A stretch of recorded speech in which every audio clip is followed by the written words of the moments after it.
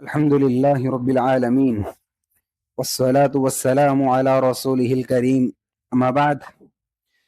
عن أبي سفيان صخر بن حرب رضي الله عنه في قصة هرقل فماذا يأمركم، يعني النبي صلى الله عليه وسلم.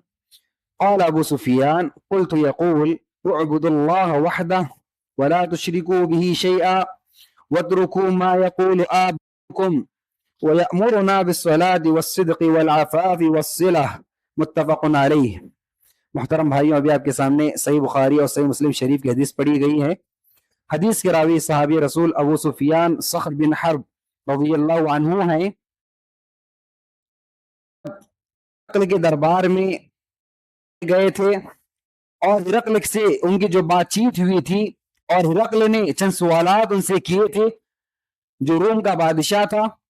انہوں نے کیا کیا جوابات دیے وہ لمبا قصہ سناتے ہوئے ابو سفیان کہتے ہیں کہ ہرقل نے مجھ سے پوچھا فماذا یأمرکم، وہ جو محمد جس نے نبوت کا دعویٰ کیا ہے تمہارا دشمن ہے. اس وقت ابو سفیان ابھی مسلمان نہیں ہوئے تھے.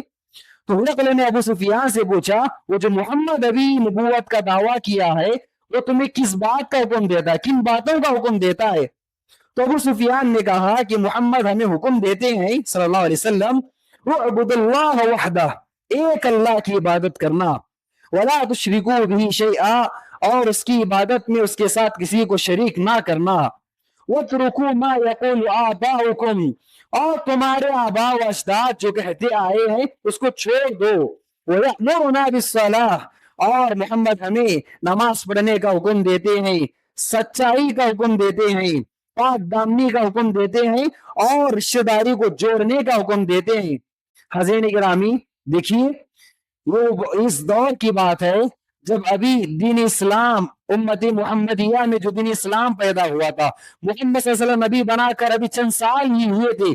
پیارے نبی نے اپنی نبوت کے بالکل آغاز میں جن باتوں کا حکم دیا تھا وہ باتیں ابو سفیان بیان کر رہے ہیں. سوچئے، پیارے نبی ابھی نبی بنائے گئے ہیں تو شروعات کے دور میں، بالکل ابتدائی دور میں پیارے نبی نے جن باتوں کا حکم دیا، جن باتوں کو اپنانے کا حکم دیا وہ کتنی اہمیت کے حامل ہوں گے. تو پہلی بات توحید. توحید کے بغیر انسان کچھ بھی کر لے وہ ناکام ہے، اس کی کوئی نیکی اس کو فائدہ دینے والی نہیں. اور انسان جب توحید کو اپنا لے گا تو خود بخود شرک سے دور ہو جائے گا. تو دونوں چیزیں، شرک سے اپنے آپ کو دور رکھنا اور توحید سے قریب کرنا. اور اس کے بعد پھر کہا وَاتْرُكُوا مَا يَقْتُلُ آبَاؤُكُمْ، تمہارے آباء و اجداد جو کہتے ہو دین نہیں، تمہارے آباء و اجداد جو کہتے ہو شریعت نہیں. شریعت اور دین وہ ہے جو قرآن میں بتایا گیا اور نبی صلی اللہ علیہ وسلم نے حدیث میں بتایا.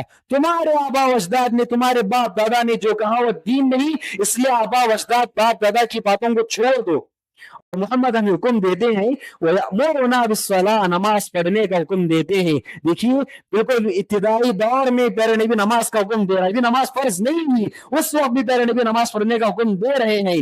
وَالصِّدْقِ، اور پیارے نبی بالکل ابتدائی دور میں سچائی کا حکم دے رہے ہیں.